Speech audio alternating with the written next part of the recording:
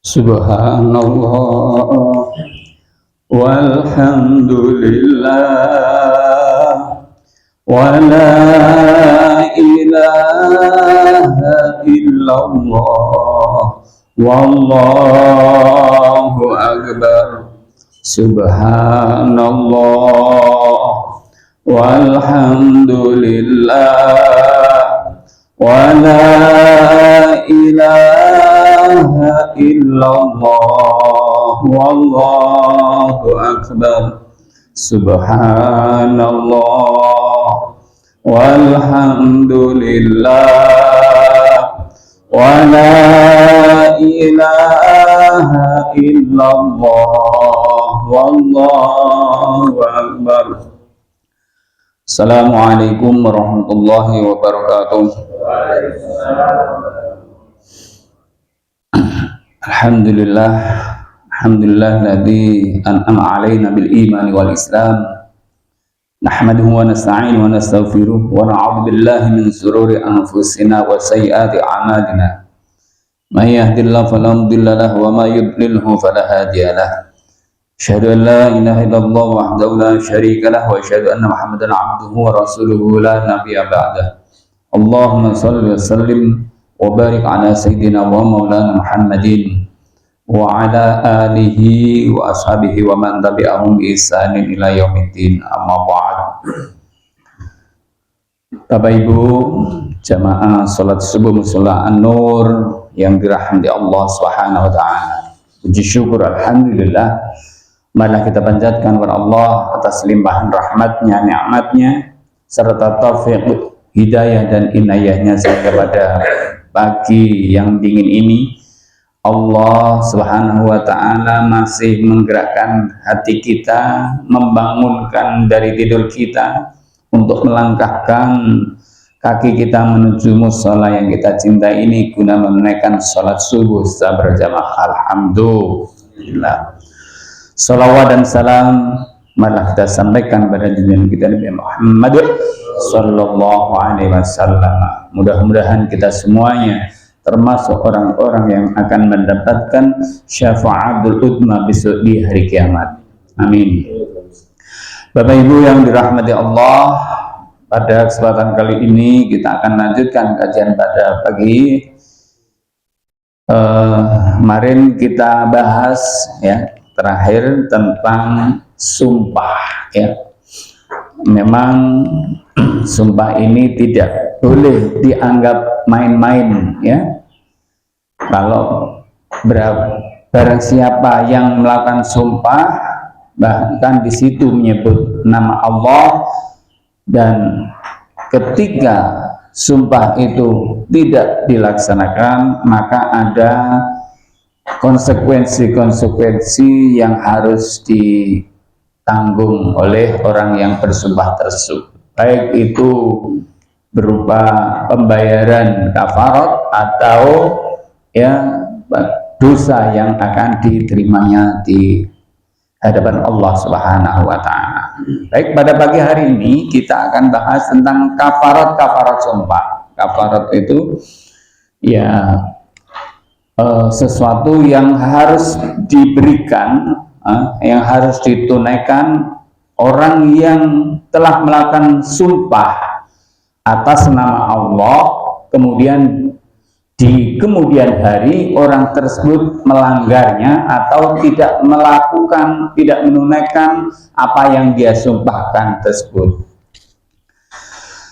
Pada bagian hari ini nanti kita akan bahas beberapa tentang orang atau hal yang menyebabkan pelanggaran sumpah, syarat-syaratnya dan hukumnya. Kedua, tentang sesuatu yang dapat menghilangkan pelanggaran sumpah, yaitu kafarat. Dan ketiga, tentang kapan kafarat dan dibayar dan berapa nilainya. Nanti kita bahas bersama-sama. Bismillahirrahmanirrahim. Yang menyebabkan pelanggaran sumpah, syarat-syaratnya dan hukum-hukumnya. Para ulama sepakat bahwa sesuatu yang menyebabkan dosa atas pelanggaran sumpah ialah tidak menetapi isi sumpah, ya. Hal ini bisa karena melakukan sesuatu yang seharusnya tidak boleh dilakukan, dan bisa karena melakukan sesuatu yang seharusnya dilakukan karena tidak mungkin dilakukan dalam waktu yang telah ditentukan. Padahal ia tahu bahwa sebenarnya ia tidak mampu melakukan sumpah yang ia ucapkan. Hal ini berlaku untuk sumpah meninggalkan sesuatu secara mutlak. Contohnya, seperti seseorang bersumpah bahwa ia pasti akan memakan roti jenis ini, lalu nyatanya ia memakan roti jenis yang lain, atau ia memakannya sampai melewati batas waktu yang telah ditentukan. Ya. Dalam hal ini berlaku untuk sumpah akan melakukan sesuatu pada waktu tertentu. Contohnya seperti seseorang berkata, demi Allah, hari ini akan aku lakukan begini dan begini. Tetapi sampai waktu siang hari dan hari itu berakhir, nyatanya ia tidak melakukan apa-apa tentang apa yang dia ucapkan tersebut. Berarti dia telah melanggar sumpah. Ya, bang, hari ini saya bersumpah akan membaca Al-Quran 1 juz. Saya bersumpah, tapi ternyata sampai sore orang tersebut tidak membaca Al-Quran 1 juz. Maka dalam hal ini orang tersebut harus berarti dia telah melanggar sumpah. Ada 4 masalah yang diperselisihkan oleh para ulama tentang hukum orang melanggar sumpah ini. Pertama, tentang seseorang melanggar sumpah karena alasan lupa atau karena dipaksa. Kedua, tentang melanggar isi sumpah yang tidak sebenarnya. Ketiga, tentang ungkapan kalimat sumpah. Dan keempat, tentang niat sumpah dalam dakwaan. Pertama, orang yang lupa dan orang yang dipaksa sama dengan orang yang sengaja. Jadi sumpah itu dipaksa atau tidak, ya hukumnya sama saja, karena di situ mencantumkan, menyebut nama Allah Subhanahu wa Ta'ala. Ini memang kita harus hati-hati ya, tentang sumpah. Jadi memang sumpah itu ya tidak boleh sumpah atas nama yang lain, tapi di situ tetap menyebut nama Allah Subhanahu wa Ta'ala. Dalam bahasa Arab ada kalimat atau huruf qasam, huruf yang dipakai untuk bersumpah, yaitu huruf ba, huruf ta, dan huruf wawu. Billahi, tallahi, wallahi. Itu adalah kata-kata yang digunakan dalam sumpah. Dalam bahasa Indonesianya, demi Allah. Demi Allah. Nah, kalau orang-orang Ka'bah mungkin bilang billahi, wallahi, sesuatu hal yang wajar.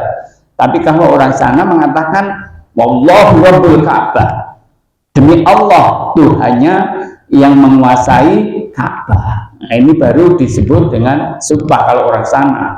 Kalau ngomongin billahi, wallahi, itu sesuatu hal yang wajar orang-orang Mekah. Ya.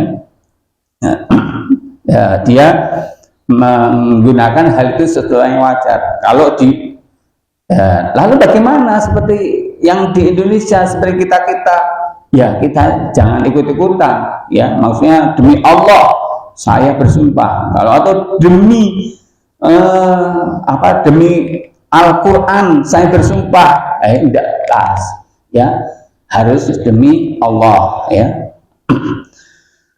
Menurut Imam Malik ya, status hukum orang yang lupa dan orang yang dipaksa sama dengan orang yang sengaja ya. Dipaksa atau tidak, kalau ketika dia bersumpah atas nama Allah ya, itu menurut Imam Malik adalah hukumnya sama. Tetapi menurut Imam Syafi'i, orang yang lupa dan orang yang dipaksa tidak dianggap melanggar sumpah ya. Imam Syafi'i ya, kalau di situ pengucapan sumpahnya karena ada ancaman, karena ada paksaan, karena kalau dia tidak melakukan itu di kemudian hari dia akan mendapatkan sebuah intimidasi dan lain sebagainya dari seseorang atau dari orang lain.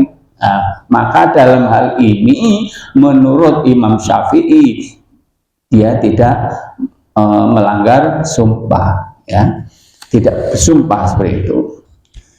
Nah, silang pendapat tersebut karena ada pertentangan antara dalil ayat Al-Quran yang bersifat umum dengan dalil hadis yang juga bersifat umum, ya. Seakan-akan di situ ada Qurannya seperti ini, ya, hadisnya seperti ini, ya. Sesungguhnya firman Allah Ta'ala, tetapi Allah, ya, artinya begini, tetapi Allah menghukum kalian disebabkan sumpah yang kalian maksudkan untuk bersumpah.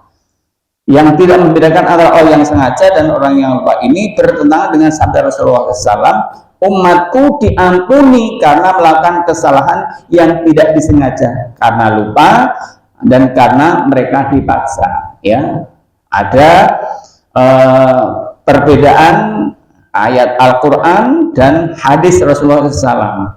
Rasulullah menyampaikan, umatku diampuni, dimaafkan karena melakukan kesalahan yang tidak disengaja, atau karena lupa, atau karena mereka dipaksa. Nah, tinggal kita mengikuti yang mana, ya.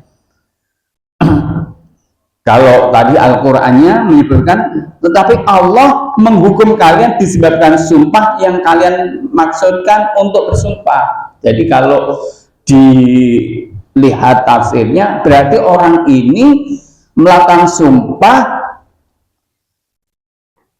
ya karena memang dia bersumpah, tapi tidak dipaksa atau dia lupa tentang sumpah itu. Ya, berarti di sini orang ini termasuk berdosa kepada Allah SWT. Dalil yang kedua, kedua dalil yang sama-sama bersifat umum tersebut memungkinkan bisa saling mentaksis, ya, satu sama lainnya. Maksudnya seperti apa? Ya, seperti itu. Jadi sebenarnya ini tidak perlu menjadi perbedaan yang signifikan. Maksudnya kita setelah mendapat penjelasan dari Rasulullah seperti itu, kalau memang ini hadis yang sahih, ya udah. Kalau memang itu lupa, karena orang lupa itu memang dimaafkan, ya. Orang lupa melakukan sholat, ya. Orang lupa melakukan sholat. Kemudian contoh, biasanya orang yang terbiasa sholat berjamaah tepat waktu di awal waktu, kemudian di suatu hari karena kesibukan mereka lupa mengerjakan sholat. Ini umpama sholat duhur biasa jamaah di masjid atau musola. Kemudian di suatu hari dia lupa tidak mengikuti sholat subuh, maksudnya sholat duhur. Dan ternyata udah asar nih. Nah, ini gimana?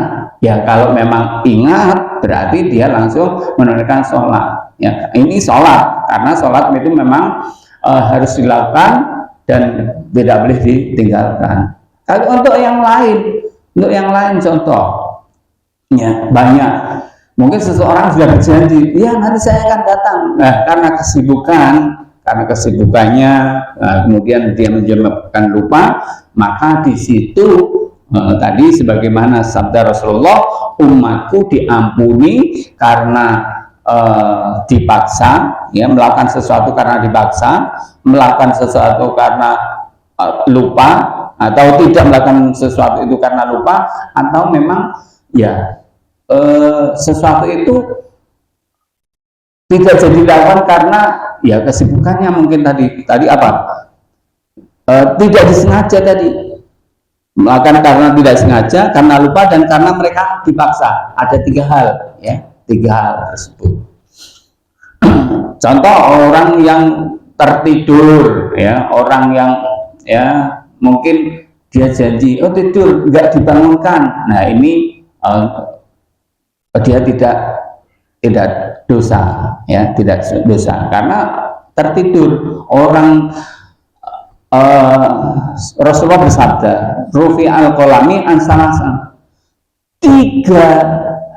Tiga orang yang diangkat, yang diampuni dari Allah tidak termasuk dosa itu ada 3 hal, yaitu orang yang tidur, orang yang lupa, dan orang gila.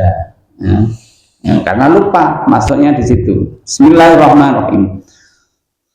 Seseorang bersumpah tidak akan melakukan sesuatu, namun kemudian ia melakukan sebagiannya saja. Nah, begini, saya bersumpah pada Allah, hari ini saya akan baca Al-Quran 1 juz. Ternyata di hari itu membaca Al-Quran tidak sampai 1 juz. Nah, ini kan melakukan hanya sebagian saja. Contoh seperti ini, contohnya seperti seseorang bersumpah tidak akan melakukan sesuatu, namun kemudian ia melakukan sebagian saja. Atau ia bersumpah meninggalkan sesuatu, tetapi kemudian hanya meninggalkan sebagian saja. Menurut Imam Malik, seperti ini, jika misalnya seseorang bersumpah bahwa ia akan memakan roti tertentu, lalu ia hanya memakan sebagian saja, atau tidak sampai habis, maka ia dianggap melanggar sumpah. Kalau Imam Malik seperti itu. Jadi saya bersumpah baca Al-Quran hari 1 juz, tapi hanya baca 1 lembar, 2 lembar. Menurut Imam Malik, ini termasuk melanggar sumpah. Seperti itu. Demikian pula, kalau misalnya seseorang bersumpah bahwa ia tidak akan memakan roti tertentu, lalu ia memakannya hanya sebagian saja, sementara menurut Imam Syafi'i dan Imam Abu Hanifah, 2 kategori yang dibedakan oleh Imam Malik tersebut sama-sama tidak bisa disebut melanggar sumpah. Tergantung presentasinya yang terbanyak. Jika yang lebih banyak dilanggar, berarti dia termasuk melanggar sumpah. Tapi kalau hanya sedikit, contoh tadi saya berjanji, saya bersumpah hari ini membaca Al-Quran 1 juz, ternyata hanya 1 helai atau 2 helai, maka banyak yang kurang di situ, berarti dia melanggar sumpah. Tapi kalau 1 juznya hanya kurang 2 lembar, ini menurut Imam Syafi'i dan Imam Abu Hanifah itu tidak termasuk melanggar sumpah. Nah, gitu. Ini karena apa?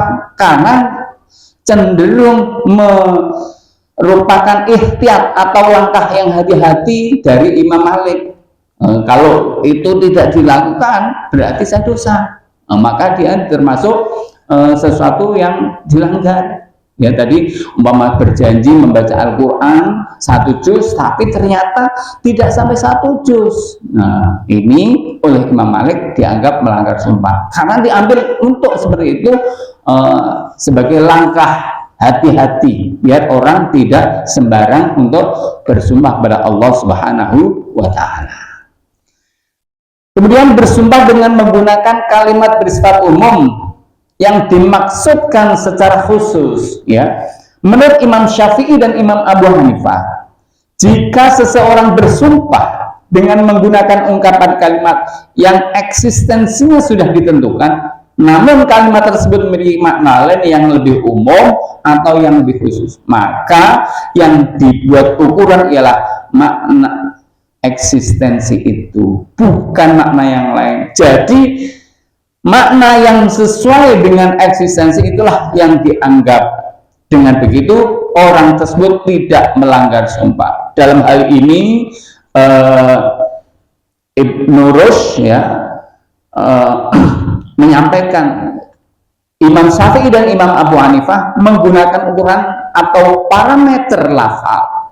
Jadi artinya jika ada lafal yang bertentangan dengan niat dalam sumpah, maka menurut Imam Malik ukuran pertama ialah niat. Jadi niat, kembali lagi di pembahasan awal, kembali lagi ke niat. Ini menurut Imam Malik. Jadi walaupun mengungkap hal itu hal ini, tapi kalau itu berarti disengaja atau tidak, tapi kembali lagi niatnya seperti apa. Memang ini jika berbicara tentang sumpah, jangan sampai kita bermain-main. Maksudnya, jika niat tidak ada, maka dengan ukuran situasi dan kondisi. Jika tidak ada juga, maka dengan ukuran makna yang berlaku menurut istilah umum. Dan jika ini pun tidak ada, maka dengan makna menurut bahasa. Jadi saya bersumpah, tapi di situ tidak secara khusus maknanya sumpah. Pokoknya aku bersumpah, ya sumpah apa? Nah, kayak gitu kan. Jadi kalau tidak cetok, tidak jelas, ya, maka di situ tidak dianggap sumpah. Jadi ada kekhususan, ya, kekhususan, ada niat seperti itu. Inilah pendapat yang populer di kalangan mazhab Maliki. Adapun menurut versi pendapat lain dalam mazhab ini, yaitu dengan menggunakan ukuran niat atau makna menurut bahasa saja. Tetapi juga ada pendapat yang cenderung menggunakan ukuran niat dan situasi kondisi, bukan yang lain. Ya. Jika seseorang yang bersangkutan masih belum mengerti mana makna yang dimaksud oleh kalimat yang diucapkannya, maka ia tidak wajib melaksanakan sumpah itu. Kan biasanya ada orang, ya, orang asing datang ke sini, kemudian mungkin niatnya guyon, diajari tentang bahasa-bahasa yang apa istilahnya jorok, ya, diajarkan pada mereka. Ketika dia mengungkapkan kata-kata jorok tersebut kepada orang lain, maka dalam hal ini dia tidak termasuk dosa, karena ada orang yang mengajar seperti itu. Maksud orang yang bertanya baik, tapi diajari yang tidak benar seperti itu. Jadi kan banyak sekali itu, kalau mungkin orang Sunda tanya seperti ini, bilang apa, matamu, kayak gitu. Matamu itu apa?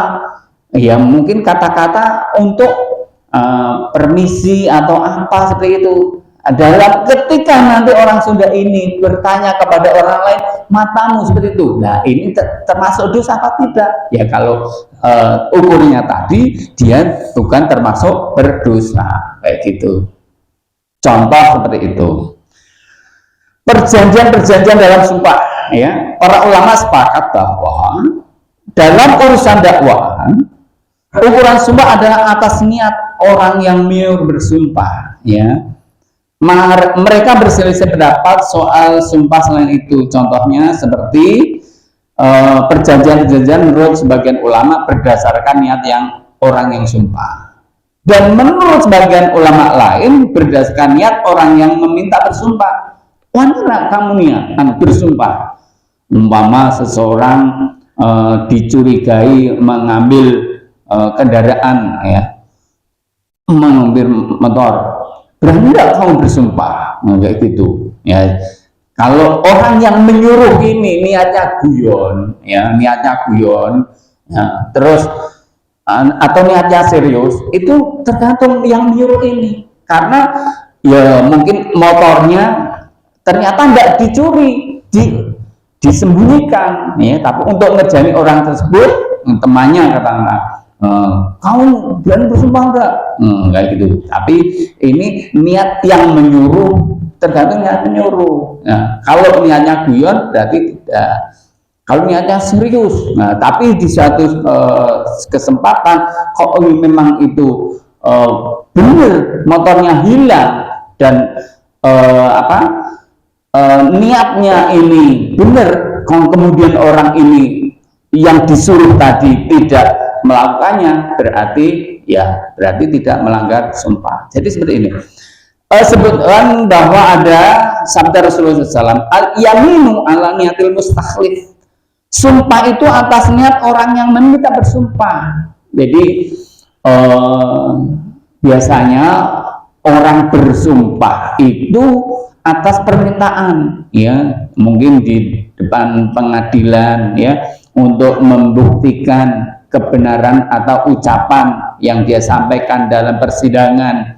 Ini seorang hakim meminta kepada saksi itu, ya, untuk bersumpah, ya, kayak gitu. Berarti orang ini betul sesuai dengan niat hakim tersebut, ya. Rasulullah SAW juga bersabda, yaminu ka'alama yusaddiquka alaihi sahibuk. Sumpahmu adalah berdasarkan apa yang dibenarkan oleh temanmu, ya. Sumpahmu itu, ya, apa yang berdasarkan yang dibenarkan oleh temanmu. Contohnya gimana?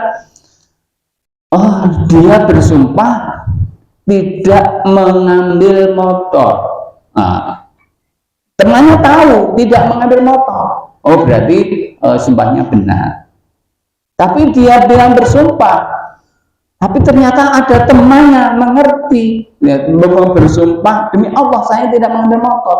Tapi orang ini ada temannya yang tahu bahwa dia mengambil motor. Berarti ini adalah sumpah yang berarti sumpahnya itu salah. Dia melanggar salah sumpahnya. Nah, jadi kedua hadis tadi diriwayatkan oleh Imam Muslim. Ulama-ulama yang berpendapat bahwa makna yang dikehendaki dalam sumpah itu tergantung pada orang yang bersumpah. Mereka lebih melihat pada makna yang ada dalam sumpah itu sendiri, bukan pada lafalnya. Jadi maknanya seperti apa nih sumpah? Jadi bukan lafal. Ini silang pendapat dalam hal ini sesuatu hal yang wajar di kalangan para ulama-ulama mazhab. Jadi sumpahnya kok seperti ini, gitu. Dari 4 masalah ini muncul beberapa cabang masalah yang lain, tetapi 4 masalah itulah yang menjadi pokok pembahasan ini. Karena hampir semua perbedaan pendapat yang terjadi dalam pembahasan ini dikembalikan lagi pada perbedaan pendapat dalam masalah tersebut. Contohnya, seperti perbedaan para ulama tentang orang yang bersumpah tidak akan memakan kepala, tetapi kemudian yang makan kepala ikan. Dulu orang-orang ini kan contoh diambil zaman dulu, gitu. Apakah ia melanggar sumpah atau tidak? Bagi ulama-ulama yang berpedoman pada makna istilah yang berlaku umum, ia tidak dianggap melanggar sumpah. Jadi, aku tidak makan kepala. Biasanya kepala apa? Tapi di kemudian hari dia makan kepala ikan. Apakah ini termasuk melanggar sumpah atau tidak? Tetapi sebaliknya, bagi ulama-ulama yang berpedoman pada makna menurut dasar, ia dianggap melanggar sumpah. Aku bersumpah tidak akan memakan kepala. Di kemudian hari ia makan kepala, entah kepala ikan, kepala kambing, kepala sapi. Itu termasuk kategori kepala. Maka orang ini termasuk berdosa, berarti melanggar sumpahnya. Jadi memang kalau itu mengambil makna yang bersifat umum, tidak disebutkan kepala apa kayak gitu. Bismillahirrahmanirrahim. Contoh lain ialah perbedaan para ulama tentang orang yang bersumpah tidak akan memakan daging, namun kemudian ia memakan lemak. Tidak makan daging, tapi kemudian makan. Bagi ulama-ulama yang mendasarkan pada konotasi makna yang hakiki, maka ia dianggap melanggar sumpah. Tidak melanggar daging, tapi dia makan lemak. Lemak itu intisari dari daging tersebut. Sebaliknya, bagi ulama-ulama yang mendasarkan pada makna yang tersandung secara umum, maka ia dianggap melanggar sumpah. Kayak gitu. Jadi memang hal ini tergantung, makanya hati-hati kalau sumpah. Kok Pak, contohnya kok aneh-aneh kayak gitu? Memang ini bahasan secara jelimet agar kita berhati-hati terhadap lafal sumpah. Jangan dibuat main-main seperti itu. Secara keseluruhan, perbedaan pendapat para ulama masalah furu'iyah atau masalah cabang yang terjadi dalam pembahasan ini pada hakikatnya akan kembali pada perbedaan pendapat di antara mereka tentang masalah-masalah yang baru, yang oleh Ibnu Rus disampaikan tadi di depan kayak gitu. Dan juga kembali lagi pada konotasi-konotasi lafal yang digunakan untuk bersumpah. Soalnya sebagian ada yang bersifat global, sebagian ada yang jelas, dan sebagian lain bersifat nas. Jadi itu memang tadi contoh sifatnya global, tidak, saya tidak akan makan kepala, tapi kemudian makan kepala ikan, ya kayak gitu. Nah, ini termasuk melanggar sunnah atau tidak? Saya tidak akan makan daging, ternyata dia makan lemak, kayak gitu. Ya ini harus hati-hati. Intinya dalam masalah sumpah, karena di situ akan menyangkut, membawa nama Allah Subhanahu wa Ta'ala. Karena sebenarnya sumpah itu kan untuk menguatkan apa yang kita ucapkan, ya, apa yang kita lakukan, ya. Ya kalau orang yang terbiasa jujur, maka ketika dia jujur, ya biasa. Tapi kalau orang yang biasa berbohong, kemudian walaupun bersumpah-sumpah seperti itu, orang tidak percaya, gitu. Nah kayak gini. Jadi bener loh, orang walaupun ya biasa jujur ngomongnya seperti ini seperti itu, ya ternyata kemudian hari dia ya insya Allah saya tidak ini kok, kayak gitu. Dan ternyata ada seperti itu, ya berarti sudah percaya. Tapi kalau orang yang biasa bohong, kemudian sampai bersumpah-sumpah kayak gitu untuk menguatkan kata-kata, maka sulit orang untuk mempercayai apa yang dilakukan. Seperti itu. Tentang kafarat sumpah, yang ini kita bahas ini tentang kafarat sumpah. Para ulama sepakat bahwa kafarat sumpah itu ada 4 jenis, sebagaimana yang dituturkan oleh Allah dalam Al-Quran surat Al-Ma'idah ayat 89. Maka kafarat atau melanggar sumpah itu ialah memberi makan 10 orang miskin, ya. Orang yang melanggar sumpah, kafaratnya atau dendanya adalah memberi makan 10 orang miskin, ya. Para ulama sepakat jika orang yang bisa melanggar sumpahnya, ia boleh memilih di antara 3 macam kafaratnya, yakni memberi makan 10 orang miskin, memberi mereka pakaian, atau memerdekakan seorang budak. Nah, kalau sekarang untuk memberikan seorang budak nggak ada, ya.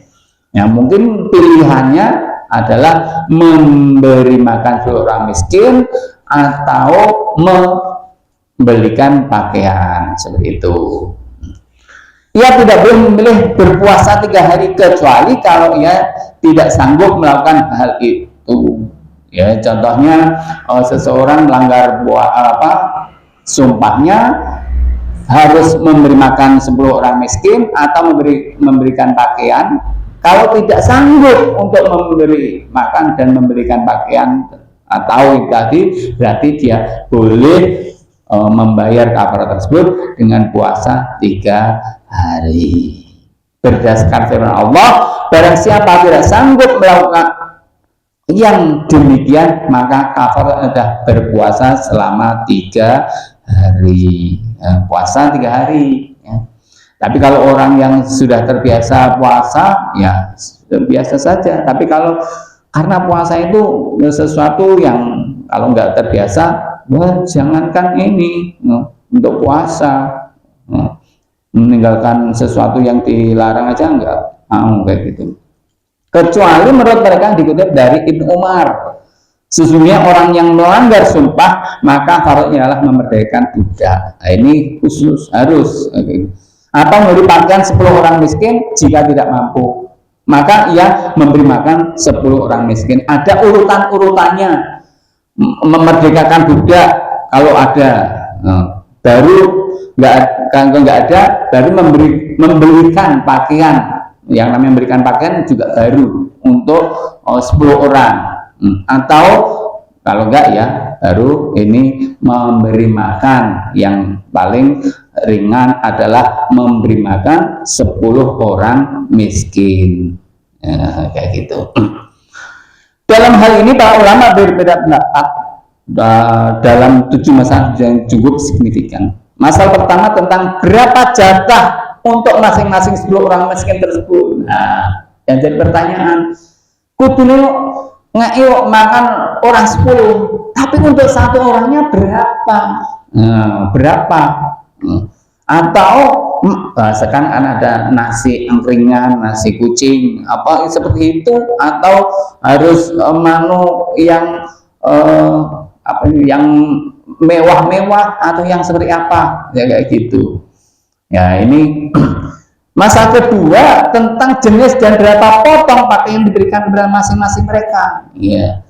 Atau cukup satu atasan atau bawahan, atau atasan dan bawahan. Nah ini kan, jika yang dipilih ialah memberi pakaian, ya, kalau memang itu yang dipilih untuk memberi pakaian. Terus masih ketiga, apakah berpuasa 3 hari disyaratkan harus secara berturut-turut atau tidak? Kalau ngambil pilihan untuk berpuasa tadi, ya.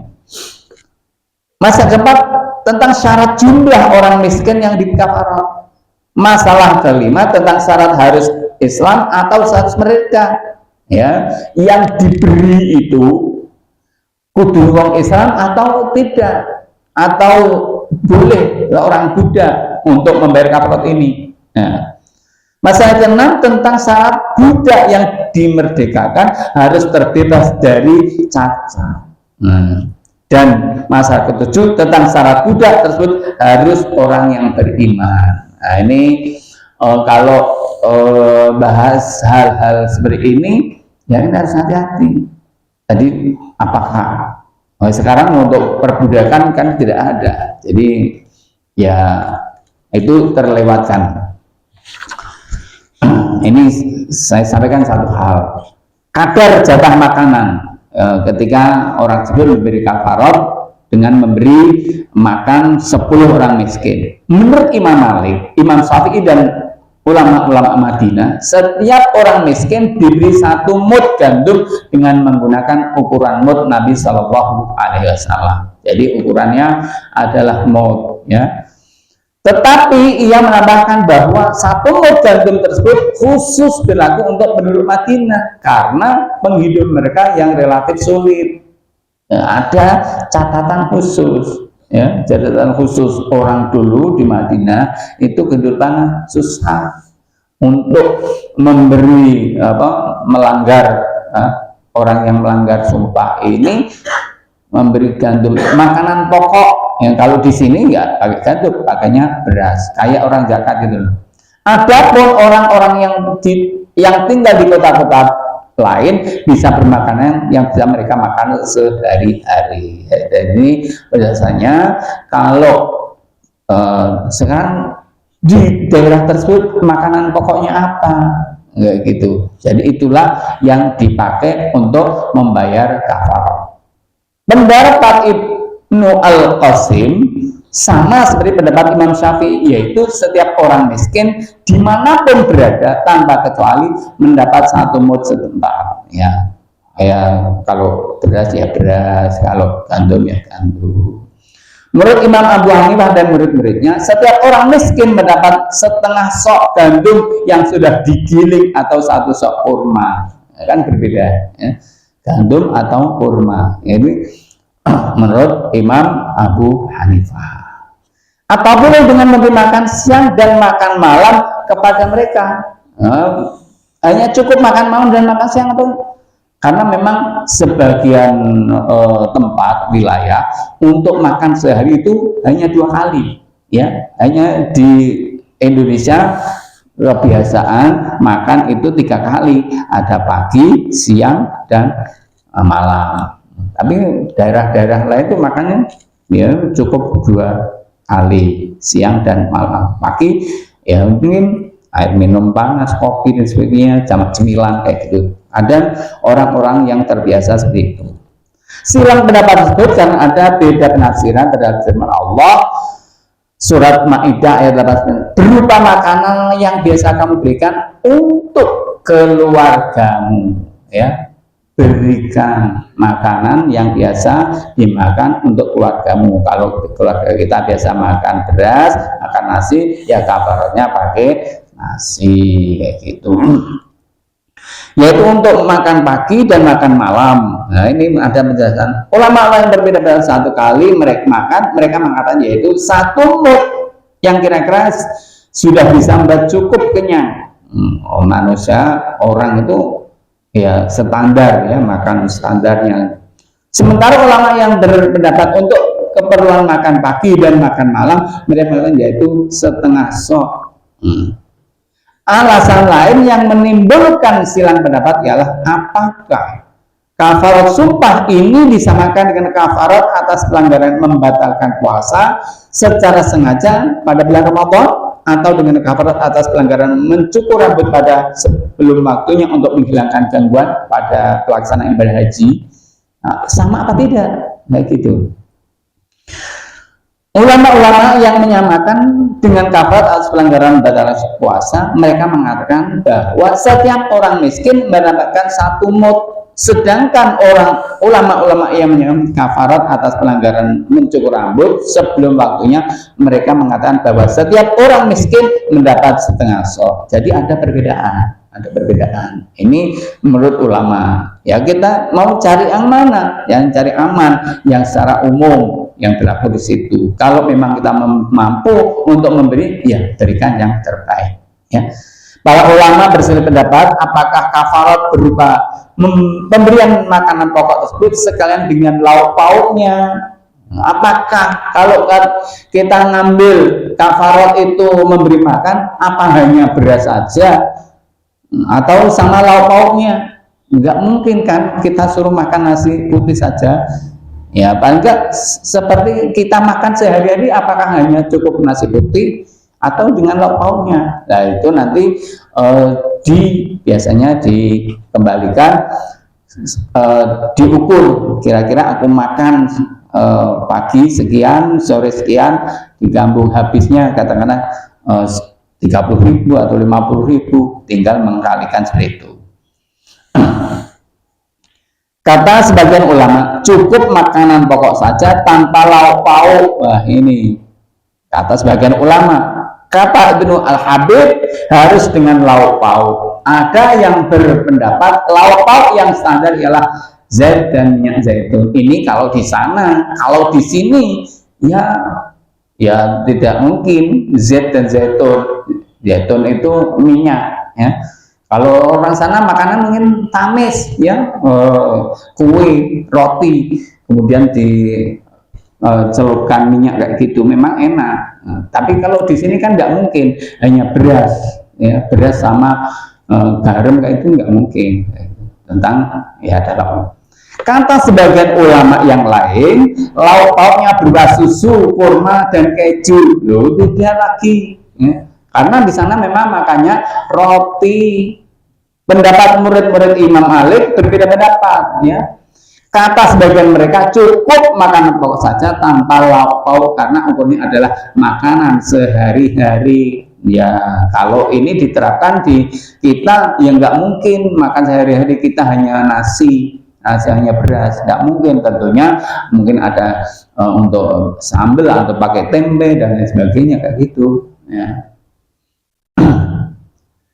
Seperti yang disebut dalam firman Allah, ini pendapat dari Imam Malik tadi, berupa makanan yang biasa kamu berikan untuk keluarga. Nah, kalau untuk keluarga kita biasa makan apa, itulah yang harusnya kita berikan saat kita membayar kafarat. Tidak saat makan kita pakai ayam, lauk begitu, tapi saat bayar kafarat hanya nasi putih, kan tidak mungkin kayak gitu.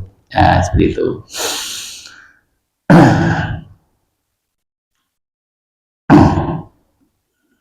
Ya, sesuai dengan kebiasaan. Kata sebagian yang lain, berupa makanan yang kurang, menu seperti layaknya rata-rata penduduk setempat. Menunya seperti apa orang sini. Nah, itulah saat kita membayar kafarat, ya. Persoalannya ialah apakah diukur dengan menu orang yang membayar kafarat atau dengan menu yang biasa dikonsumsi oleh penduduk daerah tersebut pada umumnya. Tetapi untuk penduduk Madinah harus diprioritaskan karena kehidupan mereka relatif menderita. Itu zaman dulu, Bapak Ibu. Kalau sekarang Madinah ya sudah gemah rimbah loh Jinawi, ya, tidak beda dengan di Indonesia. Indonesia ya gemar riba lo Cinawi, amin Allahumma amin. Jadi itu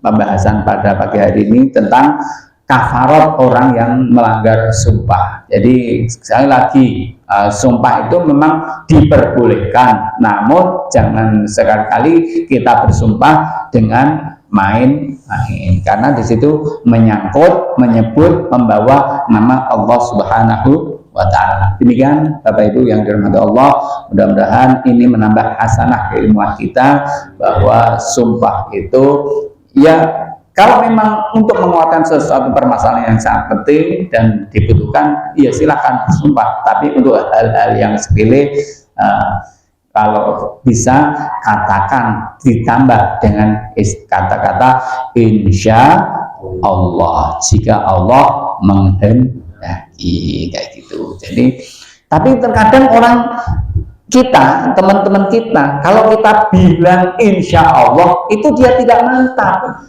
Ini adalah apa? Kata-kata untuk menghindar, untuk menolak secara halus itu pakai insya Allah, itu salah. Ya insya Allah kalau sudah mengatakan seperti itu, ya diusahakan secara bersungguh-sungguh. Bro, nanti siang ke tempatku ya, tolong aku dibantu untuk mengerjakan ini, insya Allah, gitu. Wah, dalam niati yang bilang insya Allah, sorry ya, gitu, ya tidak boleh seperti itu. Kalau insya Allah, ya itu ya harus diusahakan bisa memenuhi ajakan atau undangan tersebut. Demikian kita akhiri dengan doa wal asri dan doa majlis. Bismillahirrahmanirrahim.